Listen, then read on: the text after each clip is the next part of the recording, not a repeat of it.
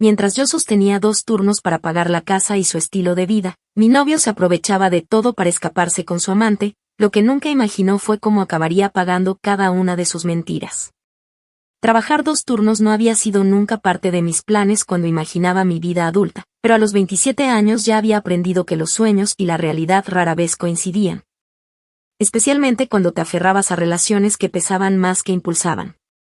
Yo vivía en un pequeño suburbio de Nueva Jersey, en una de esas casas adosadas que prometían estabilidad y futuro para parejas jóvenes que querían construir algo juntos.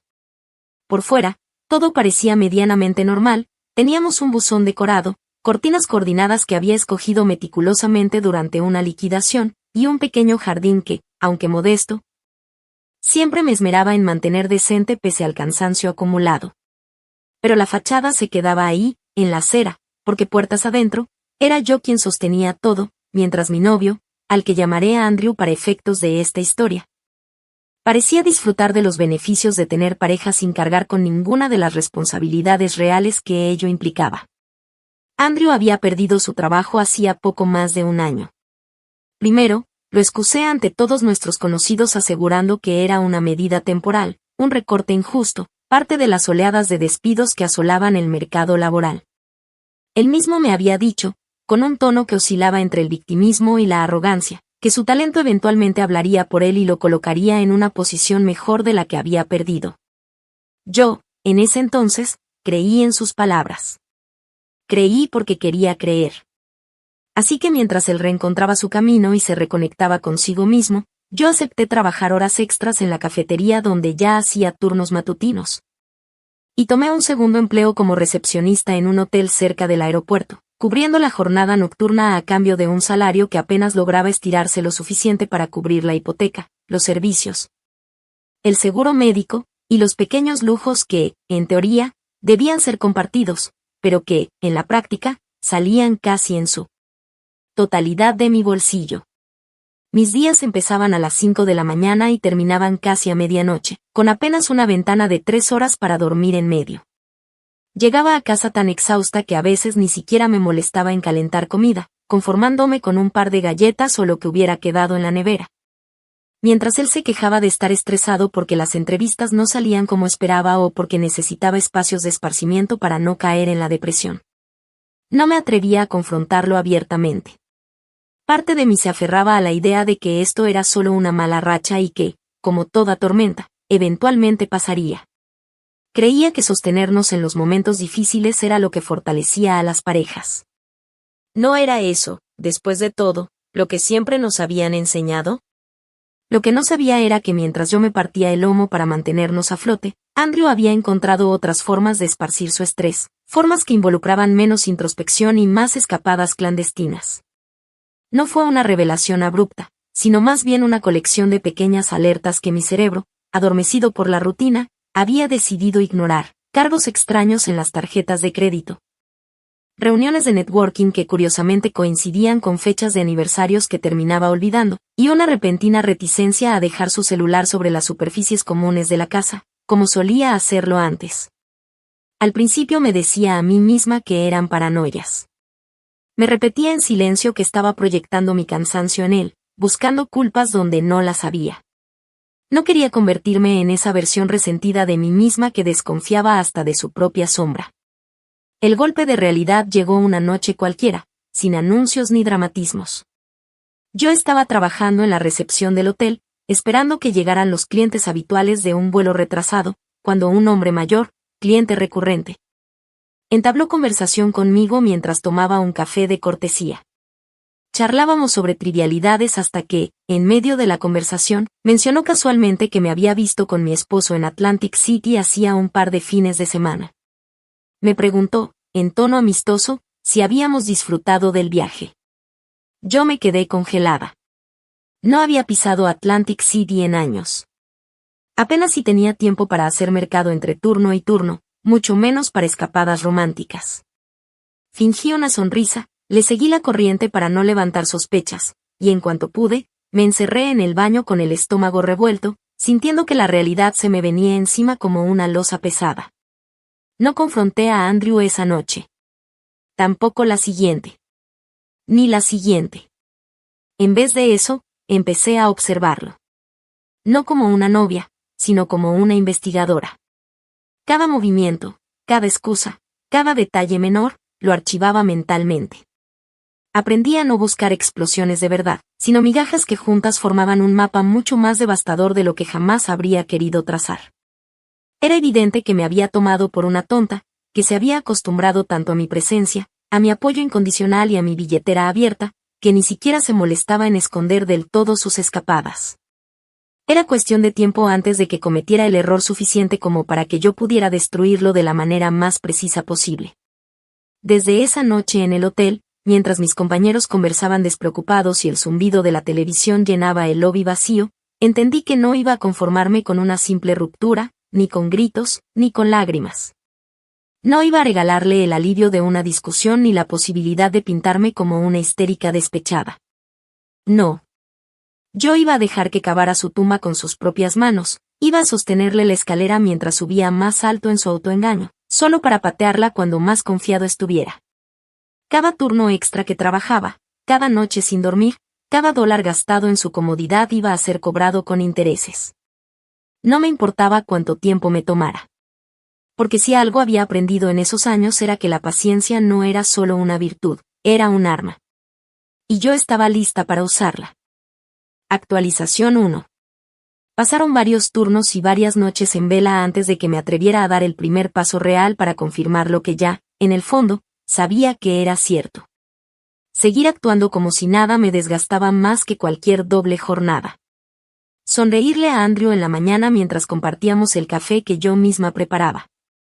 Escuchar sus quejas vagas sobre lo complicado que estaba el mercado laboral mientras yo me cambiaba de uniforme en tiempo récord para salir corriendo al segundo trabajo, requería de una autocontención casi quirúrgica.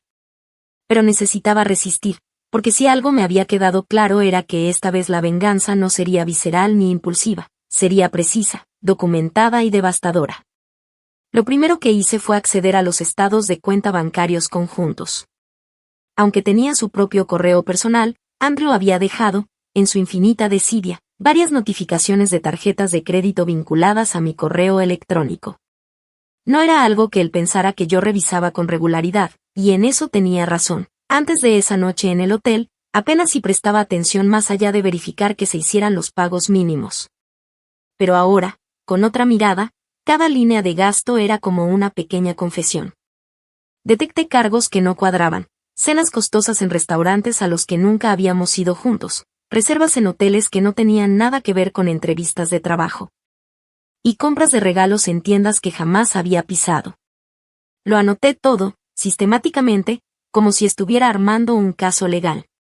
Después vinieron las redes sociales. Creé una cuenta falsa, siguiendo tutoriales que aseguraban que debía parecer lo suficientemente real para no levantar sospechas. Le di vida a una tal Rebecca Miller, una chica genérica de apariencia amigable y gustos comunes, muchos gatos, frases inspiradoras, fotos de cafés y atardeceres. Desde esa cuenta, me hice pasar por una antigua conocida de Andrew y, como era de esperarse, él aceptó la solicitud sin pensarlo 2 veces. Fue nauseabundo ver la rapidez con la que interactuaba, comentarios coquetos en fotos de otras mujeres, likes a publicaciones de chicas que claramente no eran amigas ni excompañeras de trabajo. No era solo una aventura, era un patrón. Pero lo que realmente terminó de anclar mi decisión fue encontrar, entre los mensajes privados que su imprudencia había dejado expuestos, una conversación particularmente explícita con una tal Kristen. En ella, hablaban de su última escapada a Atlantic City. Se reían de cómo él mantenía la farsa de ser el buen novio trabajador mientras ella le prometía que la próxima vez reservarían una suite aún más lujosa a costa de la idiota de su novia, que ni se entera. Leí y releí ese mensaje tantas veces que creí que iba a desgastarlo de tanto pasar los ojos sobre las palabras. No lloré. Para mi sorpresa, lo que sentí fue un odio frío, calculador, como el de un cirujano antes de hacer el primer corte en una operación delicada. Decidí, entonces, que no bastaba con dejarlo. No bastaba con gritarle, romperle cosas o simplemente marcharme. No después de todo lo que había sacrificado por él, no después de haber dejado mi salud, mi tiempo y mi tranquilidad para sostenerlo mientras él me ridiculizaba a mis espaldas. No.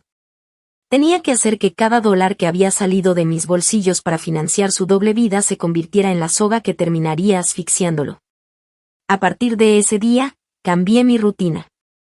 No en cosas evidentes que pudieran alertarlo, sino en pequeños ajustes estratégicos. Empecé a guardar dinero de las propinas en efectivo en un sobre escondido en el doble fondo de una maleta vieja. Cambié discretamente mi cuenta de ahorros a otro banco, uno donde sabía que Andrew no tenía acceso ni conocidos. Y, más importante aún, comencé a documentarlo todo. Abrí una carpeta privada en mi computadora donde guardaba capturas de pantalla, extractos bancarios, fotografías de los tickets de gastos sospechosos y copias de los mensajes. Me aseguré de guardar respaldos físicos en una memoria USB que escondía en el hueco del zócalo de la cocina, detrás de un mueble que nadie movía nunca. Además, sin que él lo notara, comencé a grabar algunas conversaciones casuales usando una app de mi celular, aquellas donde mencionaba de pasada que estaba viendo algunas oportunidades fuera de la ciudad o en otros estados. Mientras yo fingía interesarme. Todo formaba parte de un expediente que, llegado el momento, me permitiría destruir cualquier defensa que intentara levantar. Andrew, como era de esperarse, no notó nada. Al contrario, parecía sentirse más confiado que nunca. Con el tiempo, dejó de disimular incluso en su trato hacia mí, se mostraba más impaciente, más desdeñoso, como si yo fuera simplemente una presencia funcional, necesaria pero prescindible. Había noches en las que regresaba de mis 2 trabajos y lo encontraba en el sofá, con botellas vacías de cerveza, videojuegos pausados en la pantalla y un rastro de comida rápida que yo, agotada, limpiaba en silencio. Ni siquiera se molestaba en preguntar cómo había sido mi día. Una noche, después de trabajar 16 horas seguidas, llegué a casa para encontrar una notificación de un gasto de $400 en una joyería local, a nombre de Andrew. Nunca me había regalado nada más allá de flores de supermercado y una que otra cena en sitios baratos. ¿Un collar de casi medio mes de propinas? Lo supe en ese momento, no era para mí. No reaccioné de inmediato. Me limité a borrar la notificación, apagué mi celular y me acosté junto a él fingiendo dormir, mientras por dentro me prometía que iba a hacerlo pagar cada centavo, cada lágrima no derramada, cada madrugada desperdiciada. Y cuando el momento llegara, no habría ningún espacio para excusas ni redención. La venganza no solo sería mía. Sería, además, inevitable. Actualización 2. La paciencia se había convertido en mi aliada más letal. Si bien la rabia me quemaba por dentro como un fuego constante, había aprendido a contenerla, a moldearla en algo más útil que simples estallidos de furia. No se trataba de desahogarme, sino de construir con precisión quirúrgica la demolición total de la vida de Andrew. Cada pequeño movimiento que hacía estaba pensado para acercarlo un paso más a su propio colapso, mientras él, confiado en su arrogancia, seguía dándome las herramientas necesarias para aniquilarlo. Empecé sembrando la idea de que necesitábamos reequilibrar nuestras finanzas para no sobrecargarme tanto y para darle a él más protagonismo en nuestra vida compartida. Fingí una vulnerabilidad que, en cualquier otro contexto, me habría resultado humillante. Le hablé de lo cansada que estaba, de cómo me gustaría confiar más en él, de cómo sería bonito que algunas cosas también estuvieran a su nombre, para que ambos lleváramos el peso de la vida adulta de forma más equilibrada. Andrew, que para entonces ya había caído en la autocomplacencia total, lo interpretó como una muestra de debilidad y una oportunidad para ganar aún más poder dentro de nuestra dinámica. No sospechó nada cuando le pedí que nos encargáramos por turnos de los servicios básicos, la luz, el agua, el internet, la suscripción al seguro del auto. Todo pasó a su nombre, con la falsa promesa de que yo le transferiría la mitad a su cuenta cada mes, algo que obviamente nunca llegaría a cumplirse. Lo que Andrew no sabía era que, en paralelo, yo estaba maniobrando silenciosamente para dejar la hipoteca exclusivamente bajo mi control. Consulté con un abogado especializado en bienes raíces, presentándome como una mujer preocupada porque su pareja estaba mostrando signos de irresponsabilidad financiera. El abogado, sin necesidad de entrar en detalles personales, me explicó que en nuestro estado, dado que la casa estaba originalmente a mi nombre y que Andrew no figuraba como copropietario oficial, podía solicitar modificaciones menores en los términos de pago y propiedad sin su consentimiento directo, siempre y cuando no afectara su estatus como residente. Acepté la asesoría, pagué discretamente las tarifas necesarias, y firmé documentos que consolidaban mi control absoluto sobre el inmueble. Mientras Andrew creía que se estaba apropiando poco a poco de los gastos domésticos como un supuesto gesto de madurez, en realidad estaba quedándose únicamente con las cargas, sin acceso ni derecho alguno a la propiedad real. Cada factura de electricidad, cada cuenta de internet, cada seguro del auto y cada pago de tarjetas de crédito quedaban firmemente anclados a su número de seguro social, no al mío. En las conversaciones casuales, fingía emoción ante sus supuestos progresos. Me sentaba a su lado en el sofá, con la laptop abierta, mostrándole gráficos de supuestos planes financieros familiares que había inventado para convencerlo de que debíamos solicitar pequeños préstamos personales para proyectos de mejora del hogar. Le hacía pensar que invertiríamos en remodelar la cocina, en cambiar el sistema de calefacción, en ponerle más valor a la casa. No era difícil manipularlo, bastaba con inflar su ego, alimentarlo con palabras como visión a futuro y ser parte de algo más grande. Él firmaba electrónicamente todo lo que le ponía delante con una rapidez estúpida, orgulloso de sentirse importante, sin detenerse a leer una sola cláusula. Cada uno de esos préstamos, por supuesto, estaba a su nombre. Al mismo tiempo, seguía recopilando pruebas de su doble vida. Cada nueva escapada con su amante, cada gasto injustificado, cada conversación comprometedora, era añadida meticulosamente al expediente digital que guardaba en mis archivos privados. Incluso llegué a pagarle discretamente a un investigador privado para obtener fotografías que confirmaran las reuniones de Andrew con Kristen en moteles de carretera baratos. No porque necesitara más pruebas, sino porque sabía que, llegado el momento, los documentos visuales tendrían un impacto mucho mayor ante testigos. Mis compañeros del hotel empezaron a notar mi transformación, aunque no sabían el motivo real. Una de las supervisoras, una mujer de unos 50 años con una sabiduría de calle impecable, me dijo un día, mientras nos servíamos café en el pequeño comedor de empleados, que estaba más tranquila. Pero de una manera que asustaba. Me reí por dentro. No era tranquilidad, era la calma previa a una tormenta cuidadosamente orquestada. Andrew, por su parte, seguía en su espiral de autoengaño. Se pasaba horas hablando por teléfono, con sonrisas estúpidas que creía disimular, planeando viajes de negocios que no eran otra cosa que citas clandestinas. Empezaba a vestirse mejor, a usar colonias caras que, según él, eran regalos de networking, y a inventar excusas cada vez más pobres para ausentarse durante días enteros. Lo dejaba hacer.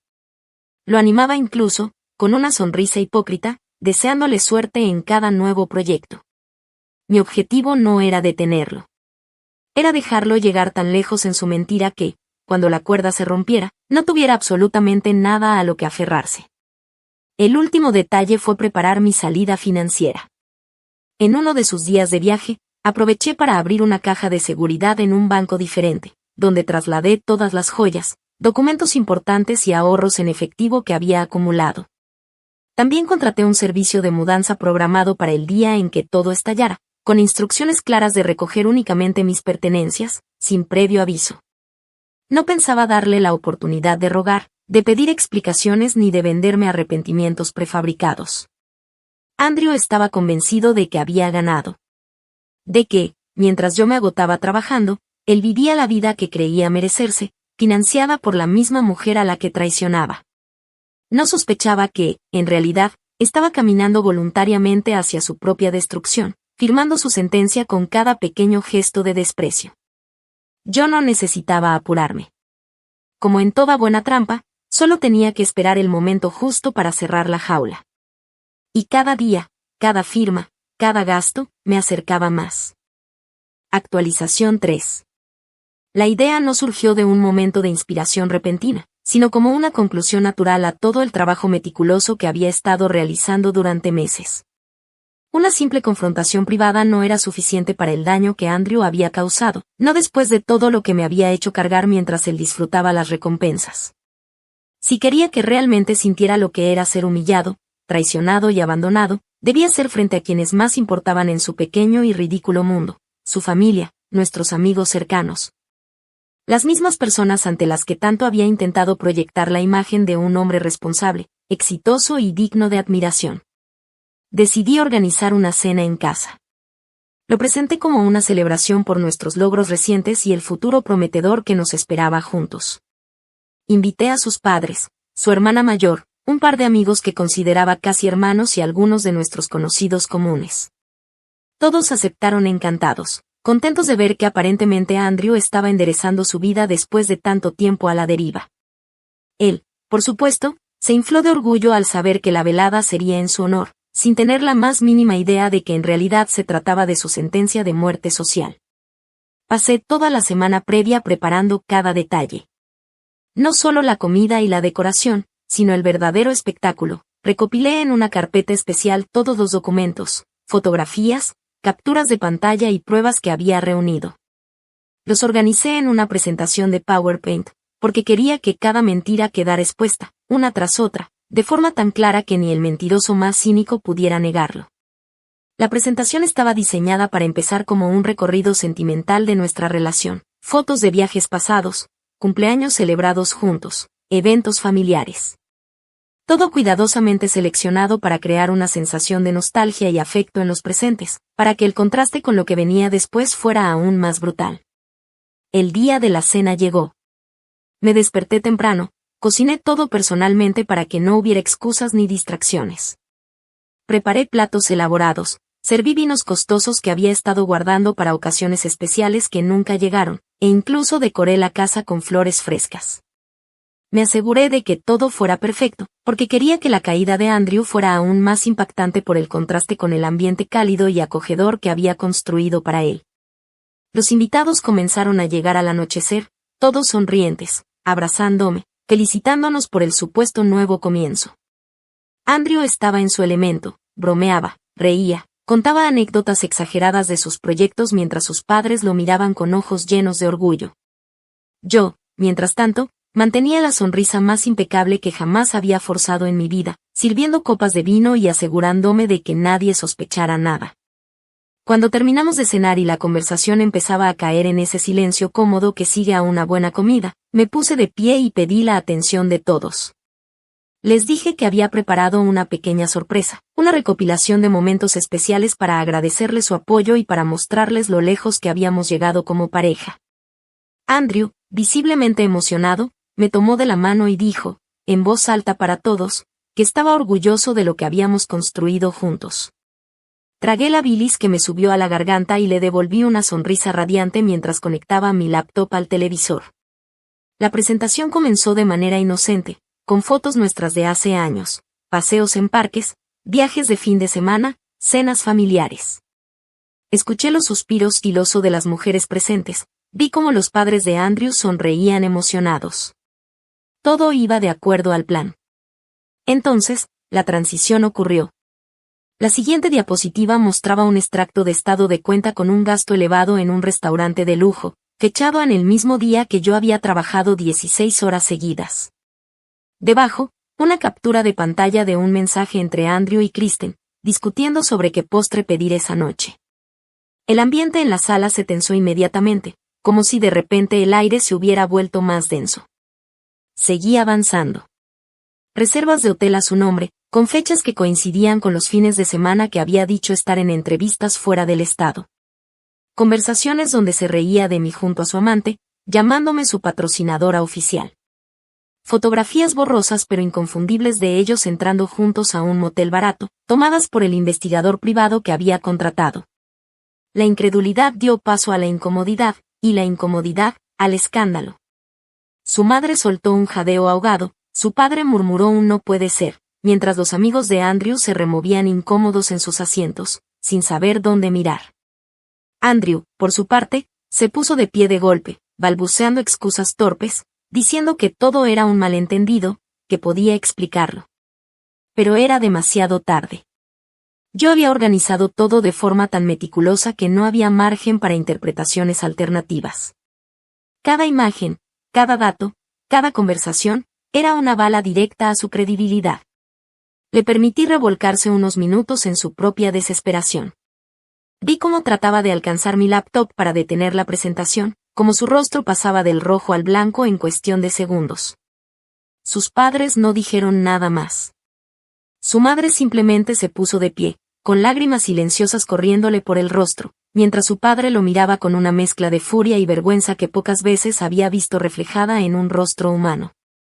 Una vez terminada la exposición, cerré la laptop con calma, recogí mi copa de vino y dije, con una tranquilidad helada, que había querido mostrarles a todos la verdad sobre el hombre que decían admirar. Agradecí su presencia y me disculpé por la escena, aunque mi tono dejó claro que no me arrepentía en absoluto de lo ocurrido.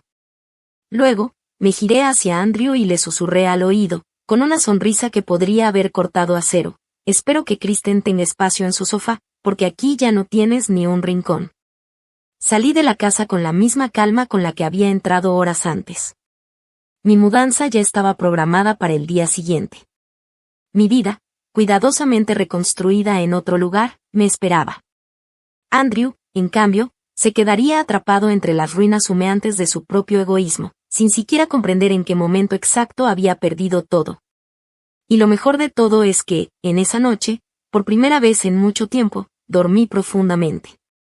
Actualización 4. La mañana siguiente a la cena fue casi cinematográfica en su perfección, como si el universo, después de tanto tiempo de ser cómplice silencioso de mi martirio, hubiera decidido finalmente recompensarme con una sincronía cruel y deliciosa.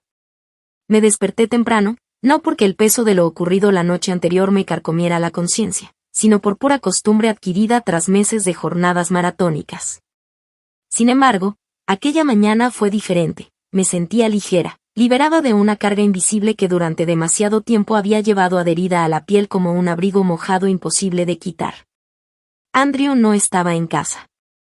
No sabía, ni me importaba, si había pasado la noche en el coche, en la casa de algún amigo aún lo suficientemente ingenuo como para ofrecerle refugio, o en los brazos de su amante, creyendo que todavía le quedaban opciones donde resguardarse. Su ausencia era la primera pequeña victoria tangible, la primera confirmación de que había logrado exactamente lo que me propuse: arrancarlo de mi vida de raíz, sin gritos, sin súplicas, sin escenas patéticas que pudieran empañar la ejecución impecable de mi venganza. A las 8 de la mañana en punto, el camión de mudanza que había contratado semanas atrás se estacionó frente a la casa. Eran profesionales que no hacían preguntas, que sabían perfectamente cómo vaciar una vivienda de manera eficiente y sin necesidad de dramas. Mientras los hombres embalaban mis pertenencias más valiosas, documentos, ropa, artículos personales, fotografías que realmente importaban, yo supervisaba todo con una serenidad casi antinatural, firmando papeles, revisando inventarios, asegurándome de que nada mío quedara atrás. La casa, que alguna vez representó para mí la promesa de un futuro construido en pareja, ahora no era más que una escena de crimen abandonada. Antes de marcharme, dejé una única nota en la cocina, pegada con un imán barato en la puerta del refrigerador. No era una carta desgarradora ni un último intento de explicar lo inexplicable. Simplemente escribí: todo lo que destruiste con tus mentiras, te toca reconstruirlo solo. Buena suerte pagando las cuentas. No firmé. No era necesario. El vacío que dejaba atrás hablaba por sí solo. Cuando el camión partió, yo lo seguí en mi propio auto, rumbo a un nuevo apartamento que había alquilado en una ciudad a casi 2 horas de distancia.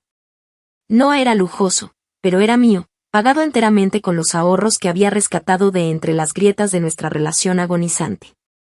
Cada kilómetro que ponía entre Andrew y yo se sentía como un peso menos sobre mis hombros. Como si cada giro del motor fuera arrancando los últimos hilos que todavía me ataban a esa versión marchita de mí misma que había tolerado tanto por amor, o por lo que alguna vez confundí con amor. Los siguientes días transcurrieron en un torbellino controlado de nuevos comienzos. Cambié todos mis números de teléfono, cerré mis redes sociales y abrí otras nuevas con información limitada y privacidad estricta. Puse alertas en mi cuenta bancaria para detectar cualquier intento de acceso no autorizado. Le avisé a mis pocos amigos de confianza, los mismos que, horrorizados, habían presenciado la debacle de la cena, que si Andrew intentaba contactarlos, no tenían ninguna obligación de mediar o pasarme mensajes. De hecho, les pedí que, si podían, simplemente no le contestaran en absoluto.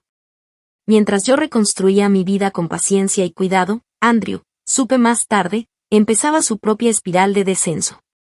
La casa, aún bajo mi nombre, no era más que una trampa de tiempo para él. En cuestión de semanas, me llegaron notificaciones de impagos: luz, agua, internet, todos los servicios que ahora estaban exclusivamente a su nombre comenzaron a acumularse en facturas impagadas. No hice nada para detenerlo. De hecho, me aseguré de mantenerme al margen de cualquier intento de contacto. Cuando finalmente inicié el proceso de venta de la propiedad, enviando las notificaciones legales pertinentes, lo hice de forma impecable, siguiendo cada paso burocrático para no dejarle ninguna posibilidad de contraataque. La venta de la casa no fue rápida, pero tampoco me importaba.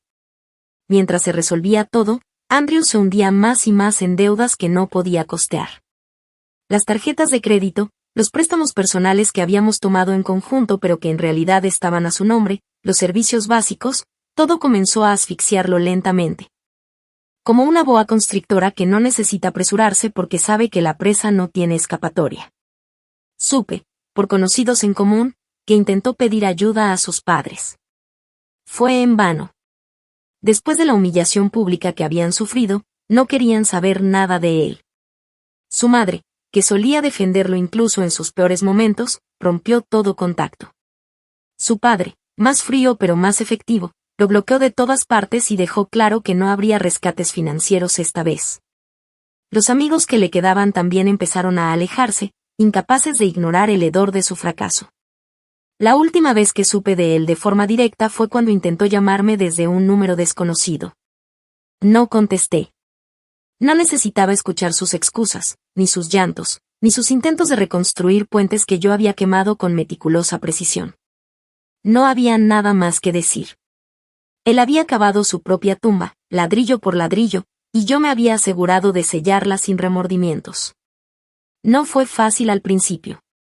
La costumbre de años pesaba más de lo que habría imaginado, y hubo noches en las que despertaba sobresaltada, preguntándome si había sido demasiado cruel.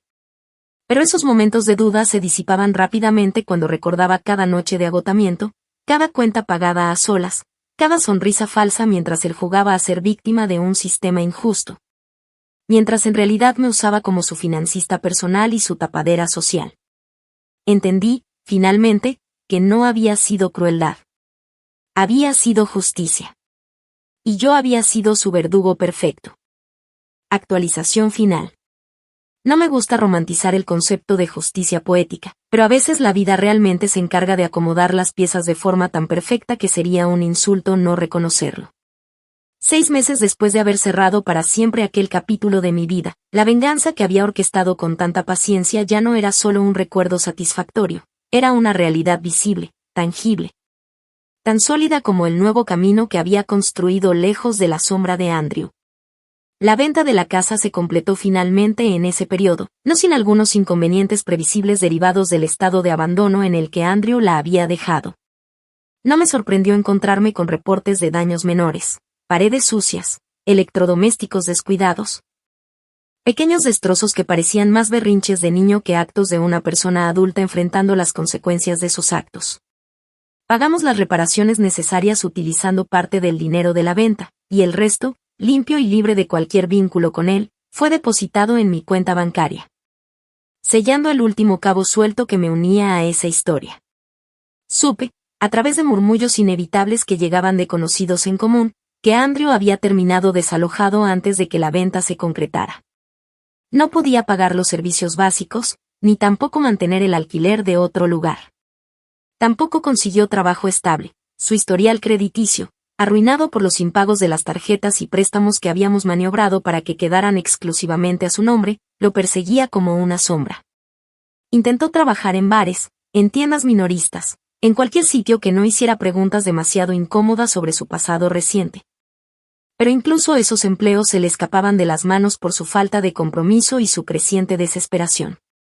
Lo que me producía una satisfacción particular era saber que Kristen, la mujer por la que había puesto en riesgo todo, también lo había abandonado. No tardó mucho en descubrir que Andrew, sin respaldo financiero, sin coche propio, sin una casa que aparentara estabilidad, no era más que una carga inútil. Según me contaron, lo dejó de forma brutal, bloqueándolo de todas partes y dejándolo literalmente en la calle, con una mochila raída como único patrimonio. Por supuesto, Andrew intentó culpar a todos menos a sí mismo, a mí, a su familia, a sus amigos que se alejaron, incluso a Kristen. Pero nunca, ni una sola vez, mostró el más mínimo atisbo de autocrítica. Yo, por mi parte, florecí de una forma que jamás habría anticipado. Con el dinero recuperado y mi historial financiero intacto, pude mudarme a un apartamento mejor, en una ciudad que me ofrecía no solo nuevas oportunidades laborales sino también un anonimato reparador. Conseguí un nuevo empleo en una firma de administración hotelera, uno que respetaba mis horarios, pagaba dignamente y valoraba mi ética de trabajo, algo que durante años había creído que no merecía. Empecé a tomar clases de yoga, retomé antiguos pasatiempos que había dejado de lado en los años de sacrificio inútil, y por primera vez en mucho tiempo, comencé a reconstruirme a mí misma sin sentirme culpable por priorizar mi propia felicidad. No niego que hubo días en los que, en la quietud de mi nuevo hogar, me preguntaba qué habría sido de Andrew en ese preciso momento. No por nostalgia ni por deseo de reconciliación, sino por una morbosa curiosidad de saber hasta qué punto había caído. Cada vez que esa curiosidad me invadía, bastaba con revisar los rumores dispersos en las redes sociales locales o las conversaciones cruzadas entre viejos conocidos para satisfacerla. Problemas con la justicia por impagos menores, deudas con prestamistas, pérdida de amistades, aislamiento total.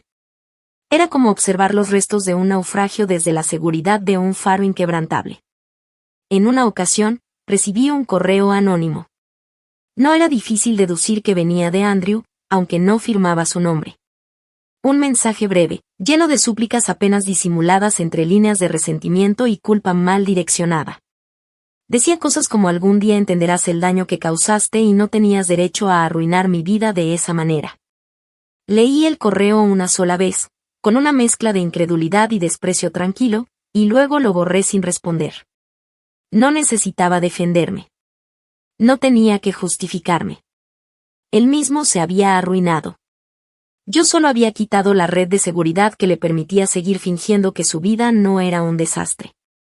La verdadera satisfacción, la más pura, no vino de verlo sufrir, aunque reconozco que no me entristeció en absoluto. Vino de saber que había recuperado el control total sobre mi vida, que había dejado de ser una sombra agachada para convertirme en alguien capaz de diseñar su propia existencia con manos firmes y mirada clara. No necesitaba su caída para justificar mi ascenso, pero había algo profundamente gratificante en ver cómo todo su castillo de naipes colapsaba con el mismo viento de indiferencia que ahora acompañaba mi día a día. Andrew aprendió, tarde y a golpes, que las personas no son recursos infinitos que puedes explotar sin consecuencias.